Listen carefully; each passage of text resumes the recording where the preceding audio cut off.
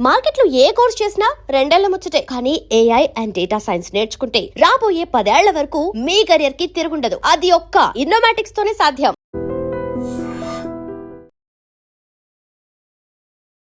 నమస్తే, నేను Kavitha. Welcome to I dream news and నిజాలు. ప్రపంచానికి ఒక గుడ్ న్యూస్ రాబోతోంది. ప్రపంచవ్యాప్తంగా ఉన్నటువంటి షిప్స్ ఏవైతే హర్మూజ్ జలసంధి దగ్గర ఆగిపోయి ఉన్నాయో వాటన్నిటి ఇంజన్లని స్టార్ట్ చేసేయండి అని డొనాల్డ్ ట్రంప్ అనౌన్స్మెంట్ చేశారు. అందులో కూడా అగ్రిమెంట్ ఫైనల్ అయిపోయింది, ఒక అనౌన్స్మెంటే మిగిలింది అనేటువంటి మాట. ట్రేడ్ డీల్స్ అనేవి అన్నీ కూడా అసైన్ చేయబోతున్నాము, వాటి మీద సిగ్నేచర్స్ అవబోతున్నాయి అని చెప్పినప్పటికి కూడా అది ఇంకా స్టాండ్ స్టిల్ సిచ్యువేషనే ఉంది. తన బర్త్డే రోజు ప్రపంచానికి ఒక గిఫ్ట్ లాగా అందివ్వాలి అనుకున్నటువంటి డొనాల్డ్ ట్రంప్కి ఎందుకు మళ్ళీ నిరాశ ఎదురైంది? మనతో పాటుగా ఉన్నారు సీనియర్ జర్నలిస్ట్ సురేష్ కొచ్చతిల్ గారు. సార్ నమస్తే. సో డొనాల్డ్ ట్రంప్ బర్త్డేకి ఒక ప్రపంచానికి ఒక గిఫ్ట్ అని అనుకున్నారు. హర్మూజ్ జలసంధి ఓపెన్ చేస్తున్నారు. వరల్డ్ వైడ్గా ఎక్కడైతే ఉన్నాయో షిప్స్ వాటన్నిటిని ఇంజన్స్ ఆన్ చేయండి, లెట్స్ ద ఆయిల్ ఫ్లో అనేటువంటి మాట ఎక్కడ మళ్ళీ బ్రేక్ పడింది? హార్మూజ్ ఓపెన్ చేయడం అనేది ప్రెసిడెంట్ ట్రంప్కి ఏం క్రెడిట్ లేదు. ముందు ఓపెనే ఉండే. దీనికన్నా ముందు కూడా మనం డిస్కస్ చేసాం. ఫిబ్రవరి 27 straight of Hormuz is open. కాకపోతే ఒక 3 నెలల నుంచి క్లోజ్ ఉంది కాబట్టి మళ్ళీ మనకు ఒక రిలీఫ్, అమ్మయ్య ఓపెన్ అయింది అనేది. మీరు చేసిన తప్పుని మీరే కరెక్ట్ చేశారు, అంతే, ఇంకేం లేదు. రెండవది, ఇప్పుడు ఈ సో కాల్డ్స్ అగ్రిమెంట్ ఎంఓయు ఫ్రైడే రోజు సంతకం పెడతా అంటున్నారు. దానికి ఒక క్లారిటీ లేదు. 14 పాయింట్లు ఉన్నాయి, కానీ దాంట్లో చూస్తే ఆల్మోస్ట్ 11 పాయింట్లు ఎక్కడ అగ్రిమెంట్కి రాదు, ఫైనల్ పొజిషన్కి రాదు. వీళ్ళు ఏం చేస్తారంటే ఇంగ్లీష్లో అంటారు, they kick the can down the road అంటారు. అంటే తర్వాత చూసుకుందామని చెప్పేసి తోసిపెట్టేసి మెయిన్గా ప్రెసిడెంట్ ట్రంప్కి హార్మూజ్ ఓపెన్ చేయండి, అంతే, ఇంకేం లేదు, మిగతా అంతా తర్వాత చూసుకుందామని చెప్పేసి. అంటే ఈ జేసీపీ అగ్రిమెంట్ మనం దీనికన్నా ముందు కూడా మాట్లాడాం. నెగోషియేట్ చేసిన వాళ్ళు అన్నారు ఫర్ 2 years 2 సంవత్సరాలు దాని టెక్నికల్ పాయింట్స్ నెగోషియేట్ చేశారు.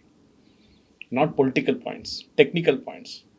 యురేనియం ఎక్కడి నుంచి ఎక్కడ తీసుకొస్తారు, దాని ప్యూరిటీ ఎవరు చెక్ చేస్తారు, దాని సెంట్రిఫ్యూజ్ ఎవరు చెక్ చేస్తారు, దాన్ని డైల్యూట్ ఎవరు చేస్తారు, ఇదన్నీ కంప్లీట్గా టెక్నికల్గా మాట్లాడుకున్నారు. 2 సంవత్సరాలు పట్టింది వాళ్ళకి, యుఎస్ టీమ్స్కి, ఇరాన్కి. అప్పుడు దాని తర్వాత ఇరాన్ అగ్రీ చేశారు.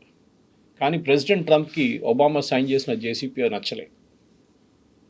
కానీ ఇప్పుడు ఆయన చేయబోయే ఒప్పందం దానికన్నా ఇట్స్ గోట్ బి హారబుల్. దానికో ఆయన పోస్ట్పోన్ చేస్తున్నాడు. యురేనియం గురించి మాట్లాడలేదు. ఇప్పుడేమంటున్నారు, కొత్త నిన్న చేసిన ఒక స్టేట్మెంట్లో తర్వాత చూసుకుందాం యురేనియంని. ఆయన మొన్న దాకా అన్నారు మేము వెళ్ళి తీసుకుంటాం, యురేనియం డస్ట్ ఇస్ దేర్ అన్నారు. ఇప్పుడు ఆయనకు ఒకటే ప్రాబ్లం అంటే వెపన్స్ గురించి. ఇరాన్ వెపన్స్ తెచ్చుకోకూడదు, ఎవరి దగ్గర నుంచి కొనుక్కోకూడదు, or develop on its own, ఇది కండిషన్ పెట్టారు. కానీ ప్రెసిడెంట్ ట్రంప్కి ప్రాబ్లం ఎక్కడ వస్తుందంటే ఇది ఇంప్లిమెంట్ చేయడంలో ఉంటుంది. Devil is in the details అంటారు ఇంగ్లీష్లో. మీరు ఏ అగ్రిమెంట్స్ మీరు మాట్లాడినా కానీ, సంతకం పెట్టినా కానీ దాంట్లో ఫైన్ ప్రింట్లో ఉంటుంది లాంగ్వేజ్ అంతా. స్టేట్ ఆఫ్ హార్మూజే తీసుకుందాం మనం. స్టేట్ ఆఫ్ హార్మూజ్ ఓపెన్ చేస్తా అంటే ఇరాన్ ఇప్పుడు కూడా అంటున్నారు under hour supervision in consultation with Oman. ఇది ఫైన్ ప్రింట్ అన్నమాట. యుఎస్ దాంట్లో మాట్లాడలేదు. Strait of Hormuz will open immediately. Iran అంటారు కరెక్ట్, ఓపెన్ ఇమ్మీడియట్లీ. అటువైపు మీరు నేవల్ బ్లాకేట్ తీసేసేయండి. ఇరాన్కి వాళ్ళ ఆయిల్ స్టార్ట్ చేస్తారు మూమెంట్, ఇరాన్కి రెవెన్యూ వస్తుంది. ఇప్పుడు ఇరాన్ అడుగుతున్న ఒక్కొక్క పాయింట్ మీద మనం చూస్తే చాలా మటుకు అది అమెరికాకు నష్టం జరిగింది యుద్ధంలో, అండ్ ఇరాన్కి ఒక బెనిఫిట్ వచ్చింది. ఫస్ట్ బెనిఫిట్ అంటే ఇరాన్కి ఆ ఏరియాలో గల్ఫ్లో ఉన్న మొత్తం కంట్రీస్లో, మిడిల్ ఈస్ట్లో కంట్రీస్లో Iran he's now become a leader. వాళ్ళు చూపించారు మేము అమెరికాని అడ్డుకున్నాం, మీరెవరు. ఇరాన్కి మంచి సంబంధం ఉన్న 2 దేశాలు, ఒకటి Qatar and one is Oman. ఒమాన్తో వాళ్ళకి చాలా ఎప్పటి నుంచో బాగా రిలేషన్స్. ఒమాన్తో ప్రాబ్లం లేదు. దానికోసం ఒమాన్ మీద బాంబింగ్ కూడా ఎక్కువ చేయలేదు. లాస్ట్ 2 వారాలు జరిగిన బాంబింగ్లో Saudi Arabia, Qatar and UAE మీద బాంబింగ్ చేయలేదు. ఇప్పుడు వస్తున్న న్యూస్ ప్రకారం యుఏఈ ఆల్మోస్ట్ $20 బిలియన్ ట్రాన్స్ఫర్ చేశారంట ఇరాన్కి. అది ఎట్లా ట్రాన్స్ఫర్ చేశారో తెలియట్లేదు, because Iran is not in the international Swift system. అది క్యాష్గా పంపించారా లేకుంటే ఇంకేదైనా కరెన్సీ మోడ్లో పంపించారా తెలియదు. దానికోసం ఇరాన్ మీద దాడి చేయట్లేదు, ఇరాన్ యుఏఈ మీద దాడి చేయట్లేదు. దాంట్లో హాఫ్ ద అమౌంట్ ఇరాన్ దగ్గర నుంచి అక్కడ యుఏఈ బ్యాంక్స్లో అమెరికా ఫ్రీజ్ చేసిన అకౌంట్ అది. అమెరికా అనుమతి లేకుండా ఈ డబ్బులు వాళ్ళు పంపించలేరు. ఇదంతా హ్యాండ్ డీలింగ్ నడుస్తుంది. అమెరికా ఒప్పందంతోనే ఇది చేశారనమాట. సో ఆ ఒప్పందంలో $10 బిలియన్ వాళ్ళు ఆ పాత అకౌంట్ నుంచి తీసిచ్చారు. $16 బిలియన్ సాఫ్ట్ లోన్గా ఇచ్చారు. మీరు ఎప్పుడైనా కట్టండి తర్వాత చూద్దామని చెప్పి. ఎందుకంటే యుఏ ఇస్ డెస్పరేట్ వాళ్ళ బిజినెస్ రీస్టార్ట్ చేయడానికి. ఒకవైపు టూరిజం, ఇంకోవైపు ఆయిల్. దుబాయ్ దగ్గర ఆయిల్ లేదు, యుఏఈ దగ్గర ఆయిల్ ఉంది. సో అక్కడ నుంచి ఆయిల్ పంపిస్తారు, ఇక్కడ టూరిజం స్టార్ట్ అవుతుంది, ఫ్లైట్ స్టార్ట్ అవుతుంది. సౌదీ అరేబియాకి ఇంకా దానికన్నా పెద్ద ప్రాబ్లం. సౌదీ అరేబియాకి ఇరాన్కి అస్సలు పడదు, ఇప్పుడు కాదు ఎప్పటి నుంచో. సో సౌదీ అరేబియా ఏం చేస్తున్నారంటే వాళ్ళ వైపు నుంచి యుఎస్ నుంచి ప్రెషర్ పెడుతున్నారు, యుఎస్ వైపు నుంచి, that you finish this deal once for all. ఏమైనా నష్టాలు ఉంటే మేము దాన్ని we will bankroll it. అక్కడే ఇప్పుడు కొత్త దాని ప్రకారం మనకు తెలియదు, ఫైన్ ప్రింట్ వస్తేనే తెలుస్తుంది. ఈ ఎంటైర్ బాంబింగ్ జరిగింది ఇరాన్ మీద వాళ్ళకి జరిగిన నష్టాలు $300 బిలియన్ అంటున్నారు. $300 బిలియన్. అంటే అమెరికా కొట్టిన బ్రిడ్జ్లు, అమెరికా ధ్వంసం చేసిన బేస్లు, అమెరికా ధ్వంసం చేసిన పవర్ ప్లాంట్, అమెరికా ధ్వంసం చేసిన ఆయిల్ ఫీల్డ్స్, ఇదంతా ఇప్పుడు అమెరికా రిపేర్ చేస్తారంట. ఆలోచించండి. దాని డబ్బులు ఎవరు ఇస్తారు? Gulf countries. కడతారు ఎవరు? అమెరికా. అమెరికాకి బిజినెస్ అయిపోయింది. అంటే యుద్ధం జరిగింది, అమెరికా దాన్ని బాంబ్ వేశారు, అమెరికా దాన్ని మళ్ళీ రీకన్స్ట్రక్ట్ చేస్తారు. ఎనివే అమెరికాని లోపల రానియరు ఇరాన్ లోపల. కానీ యుద్ధం ఎందుకు మొదలైంది మనం అందరికీ తెలుసు. ఒకటి, regime change was the main thing. President Trump famous statement, help is on the way అని చెప్పారు. ఇరానియన్ ప్రజలు రోడ్డు మీదకి వచ్చారు, 40,000 మందిని చంపేశారు వాళ్ళు. బసీజ్ కానీ ఇరానియన్ రెవల్యూషనరీ గార్డ్స్. వాళ్ళ సంగతి ఏంటి ఇప్పుడు? ఇరానియన్ ప్రజలు ఇప్పుడు అడుగుతుంది అది. ఇరానియన్ బయట ఉన్న, అంటే ఇరాన్లో బయట ఉన్న, యూఎస్లోనే, యూరోప్లోనే ఇరానియన్స్ అడుగుతున్నారు. ప్రెసిడెంట్ ట్రంప్ దగ్గర మీరు ఒక హామీ ఇచ్చారు ఇరానియన్ ప్రజలకి, దట్ రెజీమ్ చేంజ్ జరుగుతుంది, మీరు రోడ్డు మీదకి రండి, మీరు పోరాటం చేయండి అని చెప్పేసి. ద సేమ్ టైం కర్డ్స్ని యూజ్ చేసి ఇరానియన్ రెజీమ్ని కొట్టేద్దాం అనుకున్నప్పుడు టర్కీ ఆపారు అది. ఎందుకంటే టర్కీకి కూడా కర్డ్స్ ఒక పెద్ద థ్రెట్. ఇజ్రాయెల్ ఆయుధాలు ఇచ్చేశారు కర్డ్స్కి, కానీ ఆయుధాలు వాడలేకపోయారు వాళ్ళు, బికాస్ యూఎస్ మీద ప్రెషర్ పెడితే యూఎస్ ఆపేశారు. సో ఇరానియన్ రెజీమ్ ఇప్పుడు చాలా స్ట్రాంగ్ అయిపోయింది. ఒకటే ప్రాబ్లం, వాళ్ళ దగ్గర డబ్బులు లేవు. రెండో ప్రాబ్లం, వాళ్ళ దగ్గర నీళ్ళు తక్కువ, డ్రింకింగ్ వాటర్, డీసాలినేషన్ ప్లాంట్స్ కరెక్ట్గా పనిచేయట్లేదు. ఈ 2 కారణాలు. మూడోది ఆఫ్ కోర్స్ వాళ్ళ ఇన్ఫ్లేషన్ చాలా ఎక్కువ, డబ్బులు లేవు వాళ్ళ దగ్గర. మనం ముందు కూడా మాట్లాడాం దీని గురించి. దాంతో కలిసి ఇరాన్ ఆయిల్ కూడా మూవ్ కావట్లేదు. Okay, $140 billion we can earn per day అంటున్నారు వాళ్ళు, చూద్దాం. కానీ ఇప్పుడు జరిగిన దాంట్లో I think it's a win for Iran.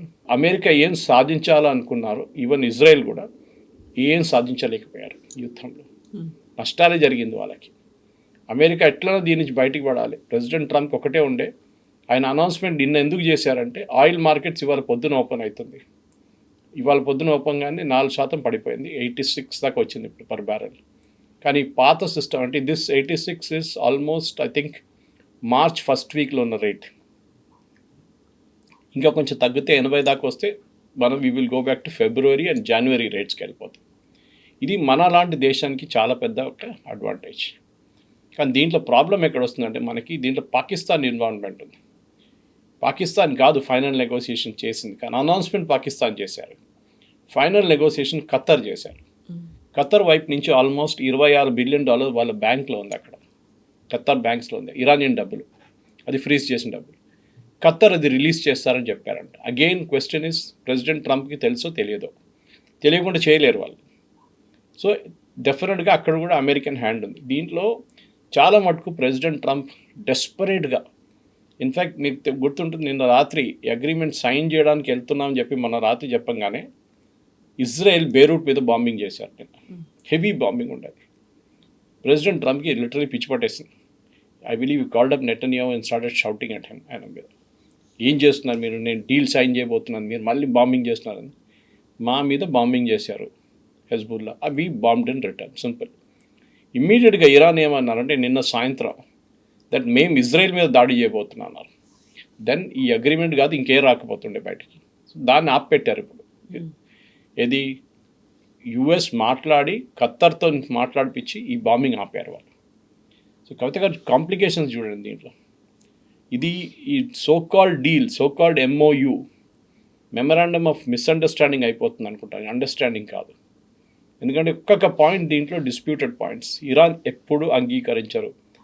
అన్నిటికంటే పెద్ద ప్రాబ్లం అంటే రెండు countries, US and Iran and even Israel, వాళ్ళ సిటిజన్స్కి, వాళ్ళ దేశంలోని వాళ్ళ సిటిజన్స్కి ఈ డీల్ ఏంటని అమ్మాలి వాళ్ళు తీసుకెళ్ళి.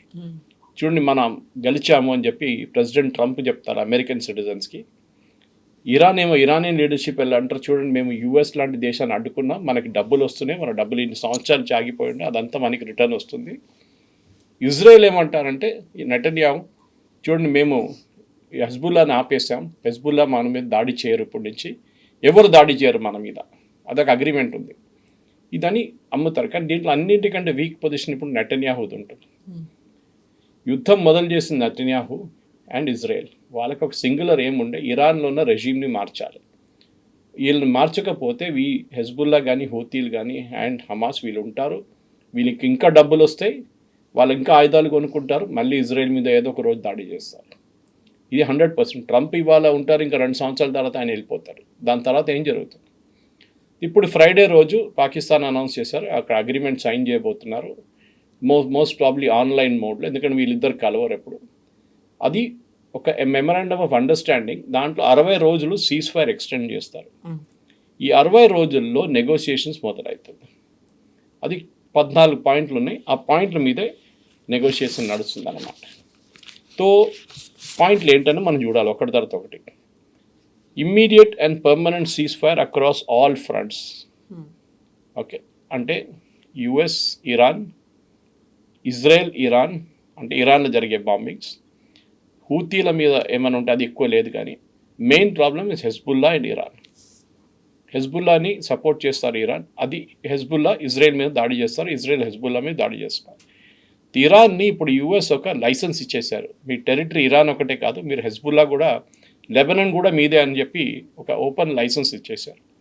దీన్ని ఇజ్రాయెల్ వ్యతిరేకిస్తారు, that they will not agree to a ceasefire with Hezbollah. Okay, లెబనాన్తో సీజ్ ఫైర్ చేసుకుంటాం, కానీ హెజ్బుల్లాతో సీజ్ ఫైర్ చేసుకోం మేము. చాలా డిఫరెన్స్ ఉంది రెండింటికి. హెజ్బుల్లా వచ్చి కూర్చుంది లెబనాన్లో, లెబనాన్ ఏమో మేము రెడీ ఉన్నామని చెప్పి దీనికన్నా ముందు కూడా సీజ్ ఫైర్ వాళ్ళు ప్రఖ్యాపించి వాళ్ళు వాషింగ్టన్లో మాట్లాడారు, ఇజ్రాయెల్ అండ్ లెబనాన్. కానీ ఇప్పుడు ఇజ్రాయెల్ అంగీకరించి, ఇజ్రాయెల్లో నవంబర్లో ఎలక్షన్స్ వస్తుంది, full fledged elections, president Trump లాగా మిడ్ టర్మ్ కాదు. ఈ ఎలక్షన్లో నెటన్యాహుని పెద్ద ఛాలెంజ్. ఇప్పుడు అక్కడున్న ప్రజలు ఏమంటున్నారంటే, మీరు మమ్మల్ని మోసం చేశారు, మధ్యలో వదిలేయకండి. ఎగ్జాక్ట్లీ, మీరు don't have the guts to fight the Lebanese, అంటే ఎస్పెషలీ హెజ్బుల్లా, ఎందుకంటే US మిమ్మల్ని ఆపుతున్నారు. సో ప్రెసిడెంట్ ట్రంప్ మీద అక్కడ చాలా కోపం ఉంది ఇజ్రాయెల్లో. అండ్ డెఫినెట్గా ఈ అగ్రిమెంట్ సైన్ చేయంగానే ఫ్రైడే రోజు మళ్ళీ యుద్ధం మొదలవుతుంది, దాంట్లో డౌట్ లేదు. ఎందుకంటే ఇజ్రాయెల్లో ఉన్న ఆపోజిషన్ పార్టీస్ కానీ, ఇజ్రాయెల్లో ఉన్న ప్రజలు అందరూ ఇదే అంటున్నారు. అండ్ US ఉన్న కాంగ్రెస్మెన్ అండ్ సెనేటర్స్ చాలామంది ఇజ్రాయెల్ డబ్బులతో బతుకుతారు, వాళ్ళు ఇజ్రాయెల్ లాబింగ్తో డబ్బులు వస్తుంది వాళ్ళకి. అండ్ చాలామంది జూయిష్ కమ్యూనిటీ ఉన్నారు. వీళ్ళందరూ ప్రెసిడెంట్ ట్రంప్ ఇప్పుడు ఈ హవాలో ఒక వారం పాటు నడిపించుకుంటాడు, కానీ దాని తర్వాత ప్రెషర్ పెడతారు, నో డీల్ విత్ ఇరాన్, మళ్ళీ you go back to square one. So ఇదంతా నేను ఇంకొక యుద్ధం ఆపానని చూపించడానికి ఆయన చేసిన, ఆయన మొదలుపెట్టింది యుద్ధమే, ఆయనే ఆపారని చెప్పి క్రెడిట్ తీసుకుంటున్నారు అన్నమాట. రెండవది, US pledges non interference in Iranians internal affairs. అంటే ఇరాన్లో రెజీమ్ చేంజ్ కానివ్వండి, మిగతా ఏదైనా ప్రో డెమోక్రసీ మూమెంట్స్ మేము సంబంధం ఉండదు ఇంకా, అంటే చేయకూడదని ఇరాన్ చెప్తున్నారు. US అంగీకరిస్తారో లేదో మనకు తెలియదు. ఓకే, ఇప్పటికైతే US ఏం చేయరు, అక్కడ ఏం చేయలేరు కూడా వాళ్ళు. మూడవది, naval blockade be lifted within 30 days. ఈ 60 రోజులు సీజ్ ఫైర్ ఇప్పుడు ఎక్స్టెండ్ చేస్తున్నారు, పొడిగిస్తున్నారు. దాంట్లో 30వ రోజులో నేవల్ బ్లాకేట్ తీసేయాలి. ప్రెసిడెంట్ ట్రంప్ ఏమో ఇక్కడ నుంచి ఇమ్మీడియట్ సంతకం పెట్టంగానే Strait of Hormuz will be open అంటారు, కానీ 30 days తర్వాతనే నేవల్ బ్లాకేట్ లిఫ్ట్ చేస్తాడు. ఇది కూడా మనం చూడాల్సి వస్తుంది, ఇది ఇరాన్ అగ్రీ చేస్తారో లేదో అనేది. US forces to withdraw around Iran, ఇది ఒక గ్రే ఏరియా యాక్చువల్లీ. ఎందుకంటే అరౌండ్ ఇరాన్ అంటే ఏంటి, బికాజ్ వీళ్ళ బేస్ ప్రతి కంట్రీలో ఉంది, Qatar, Jordan, Bahrain, Kuwait, Oman, UAE, Saudi Arabia, అన్ని దేశాల్లో వీళ్ళ US బేసెస్ ఉంది. Most of them are air force bases. బహ్రెయిన్లో ఒకటే 5th fleet US navy base ఒకటి ఉంది. వీళ్ళని విత్డ్రా చేస్తే మళ్ళీ ఈ కంట్రీస్కి ఎవ్వరికి స్టెబిలిటీ ఉండదు. రేపు ఇంకొక ఒసామా బిన్ లాడెన్ తయారై వచ్చి సౌదీ అరేబియాని టేక్ ఓవర్ చేసుకోవచ్చు. ఇది అగ్రి చేయరు. బహుశా ఈ పాయింట్ ఉండొచ్చు దట్ ఇప్పుడు యుఎస్ కొన్ని కంట్రీస్లో టెంపరీగా ఫోర్సెస్ని పెట్టారు వాళ్ళని బహుశా విత్డ్రా చేపిస్తాడు. కానీ యుఎస్ అది కూడా అంగీకరించారు. స్ట్రైట్ ఆఫ్ హోర్ముజ్ మనం మాట్లాడుకున్నాం with in 30 days. So straight of Hormuz 30 days లోపల అంటున్నారు. ప్రెసిడెంట్ ట్రంప్ ఏమో ఇమ్మీడియట్ అంటున్నారు. ఇరాన్ ఏమో 30 days అంటున్నారు. ఇప్పుడు కూడా ఇవాళ పొద్దున కూడా ఇరానియన్ లీడర్షిప్ ఒక ట్వీట్లో మేము ఒమాన్తో మాట్లాడుతున్నాం, we will arrive at a mechanism అంటున్నారు. అది యుఎస్ అంగీకరించారు. అగైన్ అక్కడే కొలాప్స్ అయిపోతుంది. ఈ సో కాల్డ్ ఎంఓయూ కొలాప్స్ అయిపోతుంది. ఇట్లా చాలా ఉన్నాయి కవిత గారు, చెప్పుకుంటూ పోతే పాయింట్స్ చాలా ఉన్నాయి. ఇంకా ఇప్పుడు ఈ అగ్రిమెంట్ కుదరాలి అనుకుంటే బోల్డ్ అని ఇంటర్లింక్డ్ ఇష్యూస్ అనేవి ఉన్నాయి. ఒకవేళ అగ్రిమెంట్ కనుక యాక్సెప్ట్ అవుతే దానికి సంబంధించి చైన్ రియాక్షన్స్ కూడా అలాగే ఉంటాయి. చాలా కూల్గా హ్యాపీగా అయిపోయింది అనేటువంటి ఒక గుడ్ పాజిటివ్ నోట్ అయితే అక్కడ కనిపించదు. అండ్ ఒకవేళ హర్ముజ్ జలసంధి కనుక ఓపెన్ అవుతే యుఎస్ ఏమన్నా బయటకు వస్తే మేము ఇరాన్ మీద పెట్టినటువంటి శాంక్షన్స్ కూడా మేము తొలగించుకుంటాము అనేది ఫ్రాన్సు, ఇటలీ, జర్మనీ ఇలాంటి కంట్రీస్ అవన్నీ ఎందుకు ఇరాన్ మీద శాంక్షన్స్ పెట్టాయి? అది యుఎస్తో సహా పెట్టారు. ఎందుకంటే యుఎస్ ఒకటే శాంక్షన్స్ పెడితే అది పనికిరాదు. అప్పుడు we are talking of some few years ago అనమాట, కొన్ని సంవత్సరాల ముందు. ఎందుకంటే ఈ ఫ్లీట్స్ మూవ్ అవుతుంటుంది. యుఎస్ శాంక్షన్స్ పెట్టినా కానీ మోస్ట్లీ ఫైనాన్షియల్ శాంక్షన్స్ ఉంటుంది. ఆ టైంలో వాళ్ళు నేవల్ బ్లాకేట్ పెట్టలేదు. అంటే ఇరాన్ చైనాకి ఆయిల్ అమ్మితే చైనా ఇరాన్ని బ్యాంక్ సిస్టమ్ నుంచి పేమెంట్ చేయలేరు. స్విఫ్ట్ అని చెప్పి ఒక ఇంటర్నేషనల్ సిస్టమ్ ఉంది, ఇంటర్నేషనల్ బ్యాంక్ ట్రాన్సాక్షన్. మనం ఇక్కడ ఆర్టీజీఎస్ వాడుకుంటున్నట్ల ఒక ఇంటర్నేషనల్ పేమెంట్, అది బిలియన్స్లో ఉంటుంది ట్రాన్సాక్షన్స్ అనమాట. అది ఆయిల్ ఉండొచ్చు, పెట్రోకెమికల్స్ ఉండొచ్చు, ఫర్టిలైజర్స్ ఉండొచ్చు, కమోడిటీస్ ఉండొచ్చు, డిఫెన్స్ ఉండొచ్చు, ఏదైనా ఉండొచ్చు. పేమెంట్స్ అన్నీ దాని నుంచి వెళ్తున్నాను. రష్యాని కూడా తీసేశారు. రష్యాని స్విఫ్ట్ నుంచి బ్యాన్ చేశారు యుక్రెయిన్ వార్ తర్వాత. సో రష్యా అంతా ఇప్పుడు డైరెక్ట్ పేమెంట్ చేసుకుంటున్నారు వాళ్ళ. ఇరాన్ కూడా అదే ప్రాబ్లం ఉంది. ఇన్ఫ్యాక్ట్ ఇరాన్ మన ఇరాన్ దగ్గర ఆయిల్ కొన్నప్పుడు ఒక 6 సంవత్సరాల ముందు నుంచి 5-6 సంవత్సరాల ముందు నుంచి we are paying them in rupees. వాళ్ళు ఎట్లా ఎక్స్చేంజ్ చేసుకున్నారో మనకు తెలియదు. దాని తర్వాత వాళ్ళు ఏమన్నారు, మా దగ్గర బియ్యం లేదన్నారు, వీ డోంట్ హ్యావ్ రైస్. అప్పుడు మనం రైస్ సప్లై చేస్తాం, రైస్ బదులు ఆయిల్ తీసుకున్నాం, పాత బార్టర్ సిస్టమ్ లాగా. ఇరాన్ ఇప్పుడు దాని తర్వాత చైనీస్ యువాన్ అడగడం మొదలుపెట్టారు. అప్పుడు మన మీద శాంక్షన్స్ పెట్టారు యుఎస్, ఇరానియన్ ఆయిల్ కొనుక్కుంటున్నారు. So we dropped Iran from the list అనమాట. ఇప్పుడు చూడండి మళ్ళీ ఇరానియన్ ఆయిల్ మార్కెట్కి వస్తుంది.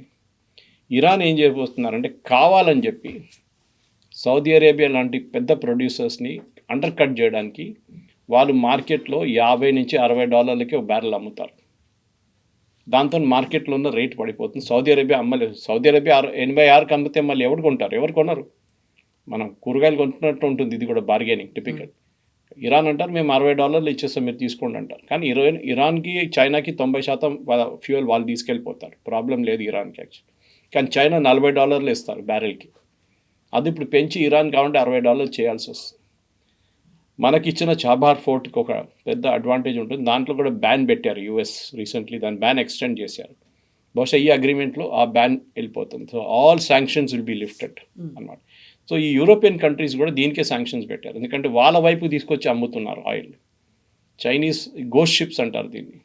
దాని ఫ్లాగ్స్ ఉండవు, ఏముండవు, రాత్రికి రాత్రి ఫ్లాగ్ మార్చేస్తారు.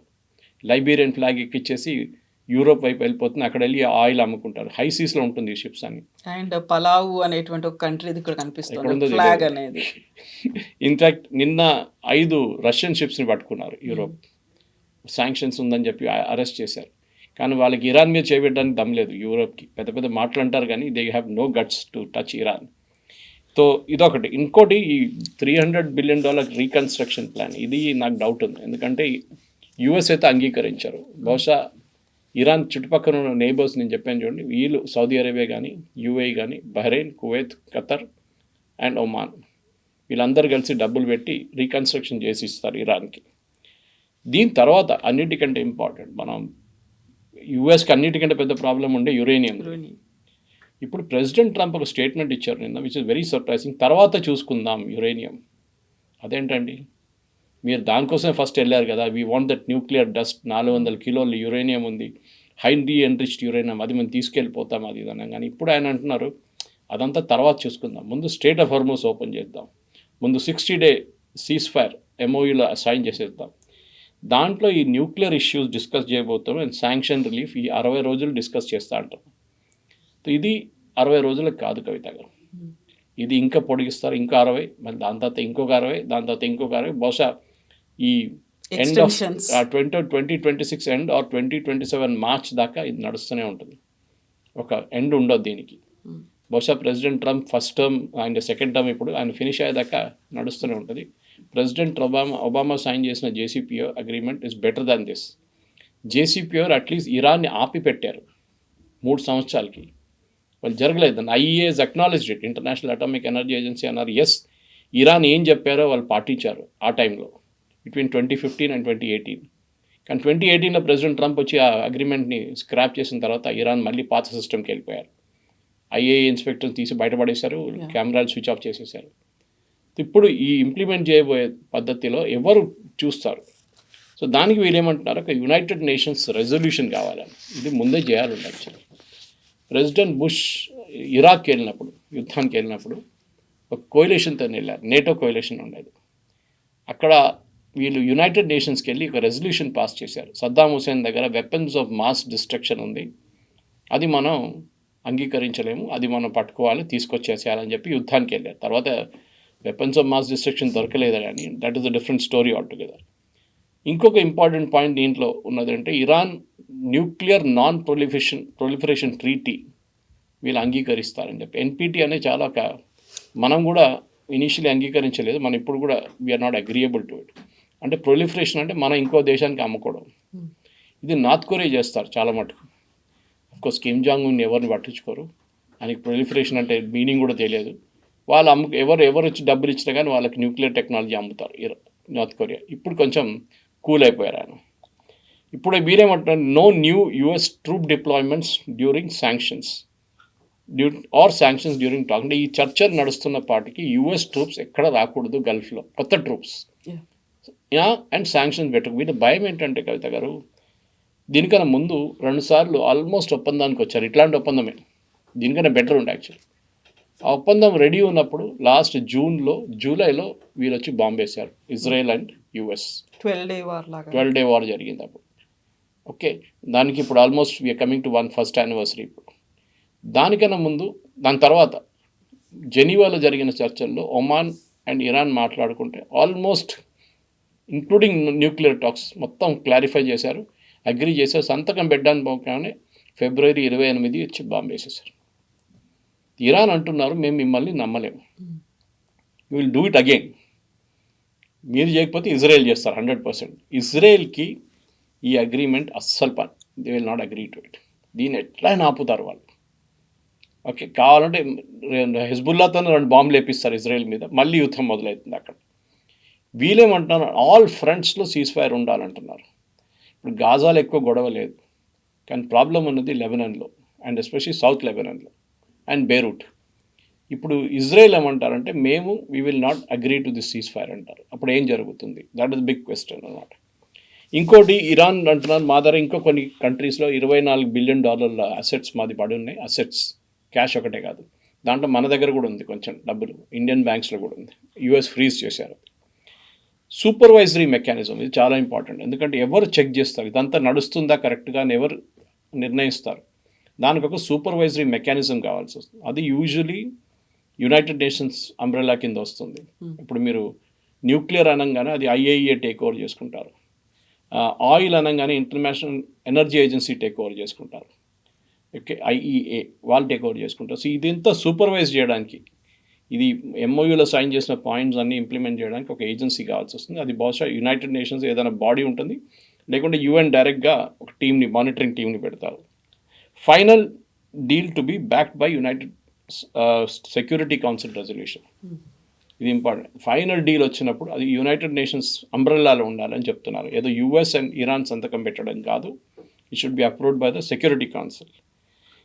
దీంట్లో అన్నిటికంటే డేంజరస్ ఒక పాయింట్ ఏంటంటే మిసైల్ ప్రోగ్రామ్ ఫైనల్ నెగోసియేషన్స్లో లేదు.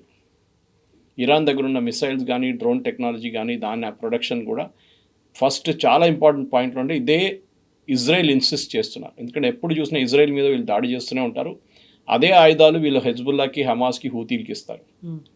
ఇది ఆపాలని చెప్పి ఎప్పుడు చెప్పారు, కానీ వీళ్ళు పట్టించుకోలేదు. ఇప్పుడు ఈ అగ్రిమెంట్లో ఇది ఉంది. ఇది వస్తే ప్రెసిడెంట్ ట్రంప్కి ఇది చాలా పెద్ద ప్రాబ్లం కాబోతుంది, ఎస్పెషల్లీ యూఎస్ కాంగ్రెస్లో. ఆయన జస్టిఫై చేయలేరు.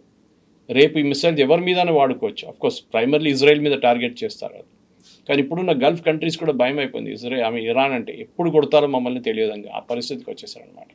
ఎగ్జాక్ట్లీ. ఇప్పుడు యురేనియం గురించి వాళ్ళు ఏం మాట్లాడట్లేదు అనుకున్నప్పుడు ప్యూరిఫికేషన్ అనేది వాళ్ళు చేయొచ్చు. ఒక స్టాండ్ స్టిల్ సిచ్యువేషన్ అనేది ఒక డిమాండ్ అనేది పెడతారా, లేకుంటే యాజ్ ఇట్ ఈస్గా మీరు వదిలేయండి అంటారా?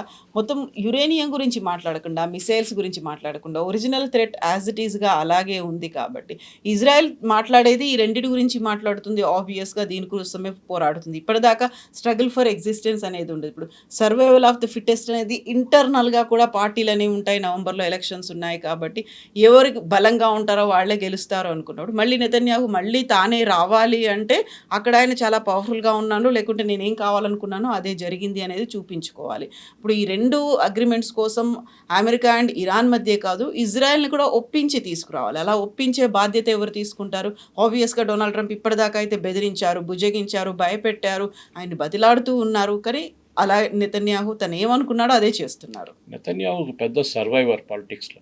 ఆయన ఎప్పటి నుంచో ఉన్నారు. ఆయన చాలా టైంలో ఆయన ఆబిచురీ రాసి పెట్టేశారు, అందరు అయిపోయింది ఈయన పొలిటికల్ కెరియర్ ఫినిష్డ్ అదని. కానీ మళ్ళీ హీ హెస్ కమ్ బ్యాక్. అది ఆయన ఒక సర్వైవల్ కేపబిలిటీ. కానీ ఈసారి ఆయనకు చాలా పెద్ద ఒక ఛాలెంజ్ ఉంది, ఎస్పెషలీ అక్కడున్న ఎక్స్ట్రీమ్ రైట్ పార్టీస్ నుంచి, even extreme left also. Israel అదొకటి ఉంది, మీరు లెఫ్టిస్ట్ ఉండొచ్చు, మీరు రైటిస్ట్ ఉండొచ్చు, కానీ మీ దేశం గురించి మీకు ఒకటే ఒపీనియన్ ఉంది వాళ్ళకి.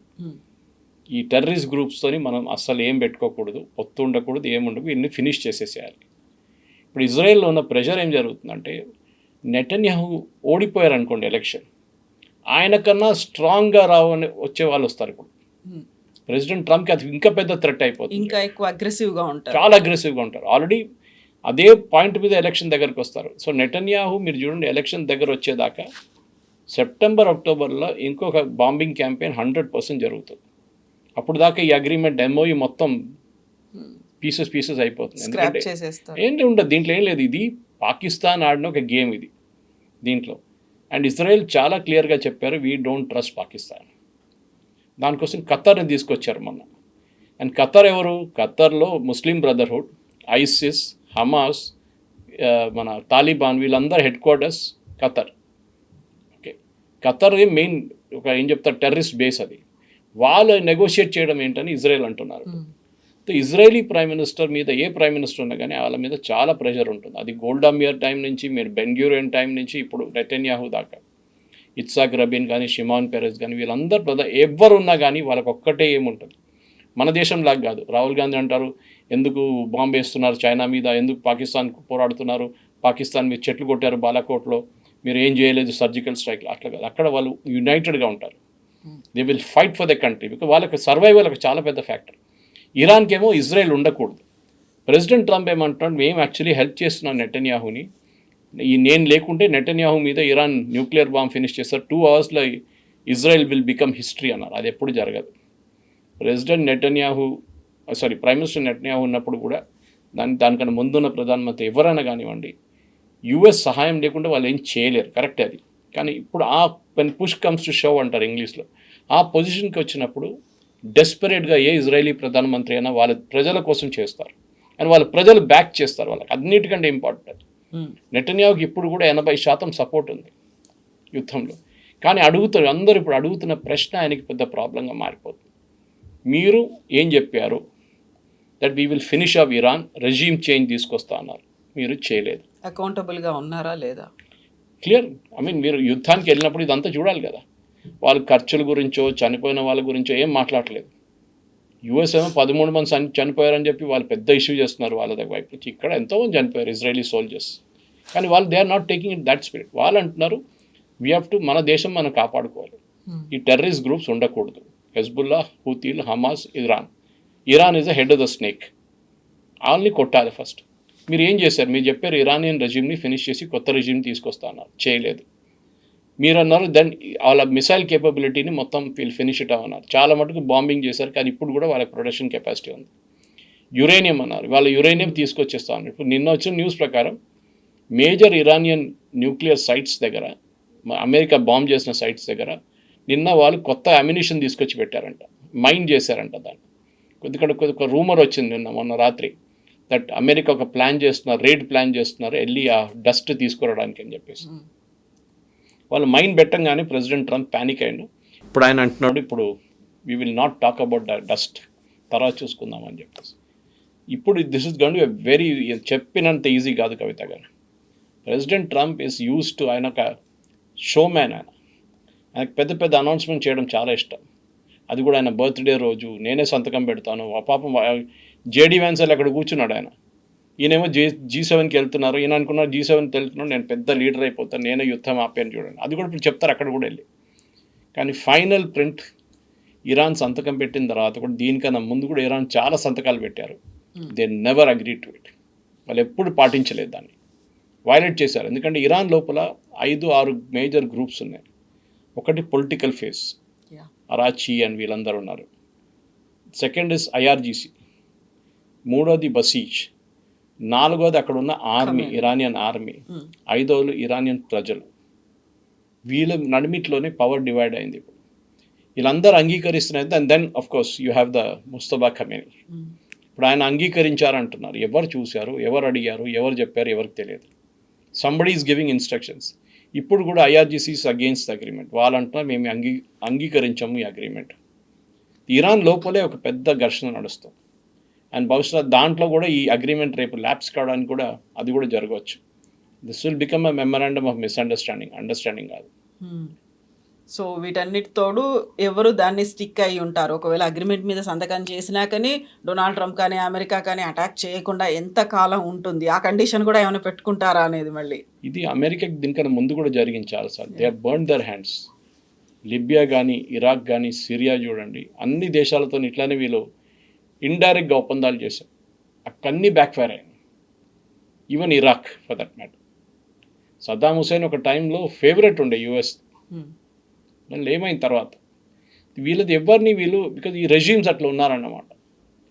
వీళ్ళందరూ ఒక 1 పర్సన్ మీద డిపెండెంట్ ఉన్న ఆర్గనైజేషన్. ఆ సద్దాం హుసేన్ కానీ, ముమ్మర్ గద్దాఫీ కానీ, అక్కడ బషీర్ అల్ అసాద్ కానీ, ఇక్కడ ఇరాన్లో ముస్తఫా ఖమేనీ. వీళ్ళని కన్విన్స్ చేయాలంటే వీళ్ళ లీడర్షిప్ కాదు, వీళ్ళ చుట్టుపక్కల నుండి చాలామంది ఉంటారు, వాళ్ళని కూడా కన్విన్స్ చేయాల్సి వస్తుంది. ప్రెసిడెంట్ ట్రంప్ లిటరలీ ఇప్పుడు అమెరికాలో ఏమంటున్నారు అంటే he he's surrendered to Iran అంటున్నారు. ఇరాన్ వాళ్ళు ఏమంటున్నారు వీ హ్యావ్ సరెండర్డ్, మా రెజ్యూమ్ ఏమో సరెండర్ చేశారు US కంటే. 2 చోట్ల నెగటివిటీ ఉంది ఇప్పుడు. అండ్ బహుశా దాంతోనే ఈ సో కాల్డ్ అగ్రిమెంట్ ఒక వారం 10 రోజులు న్యూస్లో ఉంటుంది. దాని తర్వాత it will just die down automatically. ఒకసారి స్ట్రైట్ ఆఫ్ హార్ముజ్ ఓపెన్ కాగా అందరు మర్చిపోతారు, యురేనియం మర్చిపోతారు, మిసైల్ మర్చిపోతారు, ఇజ్రాయెల్కి ఒక్కటే గుర్తుంటుంది, అది వాళ్ళు మర్చిపోరు. Thank you so much. Thank you very much. Thank you.